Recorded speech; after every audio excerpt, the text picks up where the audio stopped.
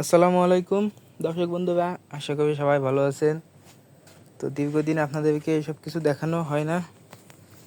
তো গতকাল এই যে দুটো ম্যাট কিনে নিয়ে আসছি। ম্যাট বা বেড যাই বলেন, অনেক অনেক কথা বলে, এক একজন এক এক রকম বলে। এই যে এখন আর কি 3টা হয়েছে। এটা আর কি দেখেন, এখান থেকে পাওয়ার কাছের থেকে ছিঁড়ে ফেলছে। তো আর এটা একটু বড়টা একটু ঠান্ডা লেগে গেছে। মূলত এইখানটা আর কি ভিজে থাকে, তো সাথে থাকে, ওইভাবে থেকে থেকে একটু ঠান্ডা লেগে গেছে। দেখেন এই এখন কিন্তু যে প্রস্রাবটা হবে সব কিন্তু এই যে এখানে এসে জমা হয়েছে, বা মাঝখানের দিকে দেখেন একদম শুকনো, কোনো আর কি তেমন কোনো পানি নাই। এ একটু অসুস্থ, প্রস্রাবে ইনফেকশন হয়েছে।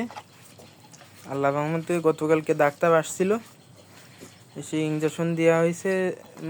মোট 4টা ইঞ্জেকশন দেওয়া হয়েছে এবং ওষুধ দেয় নাই, কিন্তু ওষুধের মতো একটা যে 2 লিটারের পানি দেখছেন, এটা আজকে আর কি বানাইছি। এর ভিতরে আছে আপনার ফিটকিরি, 100 গ্রাম ফিটকিরি, আর হচ্ছে 100 গ্রাম অ্যাসিড বরিক। এটা দিয়ে মূলত 250 গ্রাম, তো 250 গ্রামের একটু কম, মানে 200 মিলি করে প্রতি 2 ঘন্টা পর পর আর কি দেওয়ার জন্য, প্রতি 2 ঘন্টা পর পর। তো 12টার দিকে দিছিলাম, আবার এই 2টোর দিকে দিলাম। দেখেন, কারণ এটা হচ্ছে খাওয়ানোর নিয়ম হচ্ছে ডাইরেক্ট আর কি বোতলটা দেবে গালের ভিতরে ঢুকাই খাওয়ানোর নিয়ম, কিন্তু তো আমরা তো ওইভাবে আর কি পারবো না। এ তো কেমন আপনারা জানেন, এটা হলে সমস্যা ছিল না, এই একাই খাওয়ানো যায়, কোনো ব্যাপার না। কিন্তু এটা একটু বড়, তো যার কারণে একজন বললো যে এরকম ভুসির সাথে দিয়ে একটু পানি দিয়ে ওই যে ওষুধের যে পরিমাণটা ওইটা আর কি দিয়ে দেখা গেলো ভুসি দিলে একটু খাবে। তো দেখেন, আগে একবার দিয়ে গেছি, আর এখন দিলাম, তো খেয়ে ফেলছে। আবার মনে করেন 2টোর দিকে দেওয়া হয়েছে, 2টো কি 2:15 দিক দেওয়া হয়েছিল, সেই অনুযায়ী আবার 4টে 4:15 দিক দিব, যাতে ঠিক হয়ে যায়। রক্ত পড়ছিল, আজকেও রক্ত পড়ছে। গতকাল আপনার বেকার অবস্থা হওয়ার কারণে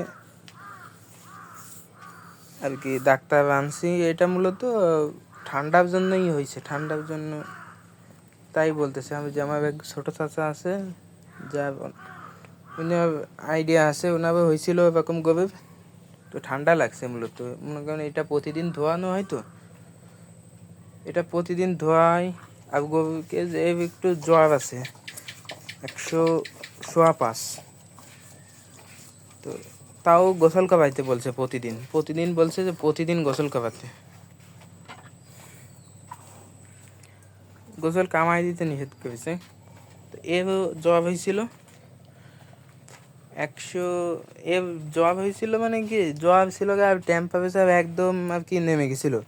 মূলত 102 না 103 যেন, 102 নাকি, আমার খেয়াল নাই অতটা, 101 না 102 যেন আর কি সবসময় থাকবে।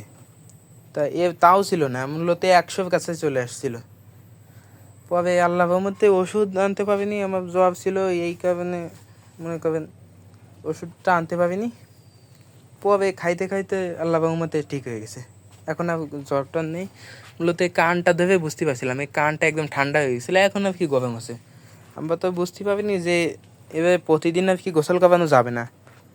দেশি গরু তো ওভাবে প্রতিদিন মনে করেন 2বার গোসল করালেও সমস্যা নাই, কিন্তু এটাবে প্রতিদিন গোসল করানো যাবে না, তাহলে আর কি ঠান্ডা লেগে যাবে। এ গাটাও গরম হওয়ার কারণে আমরা ভাবছিলাম যে অনেক গরম লেগে যায়, আসলে না, এই গাটা সবসময় একটু গরম রাখতে হবে। এখন আর কি ওইভাবে গোসল করাই না, প্রতিদিন একটু মাথায় হালকা পানি দিয়ে দিই, আর গাঁত পায়ে যে গোবর ময়লা লেগে থাকে সেটা একটু আর কি ধুয়ে দিয়ে, ওইভাবে আর কি প্রতিদিন গোসল করানো হয় না, প্রতিদিনই আর কি ধুয়ে দেয়। আর এটাকে একটু দিছি আজকে, ময়লা যা ছিল দিছি, মানে আর কি ধোয়াই দিছি, তাও ময়লা আছে, মানে ওইভাবে আর কি অতটা দিই নাই যেভাবে প্রতিদিন গোসল করাই। তো সবাই দোয়া করবেন যেন তাড়াতাড়ি সুস্থ হয়ে যায়। এই ছিল আজকের ভিডিও। আসসালামু আলাইকুম।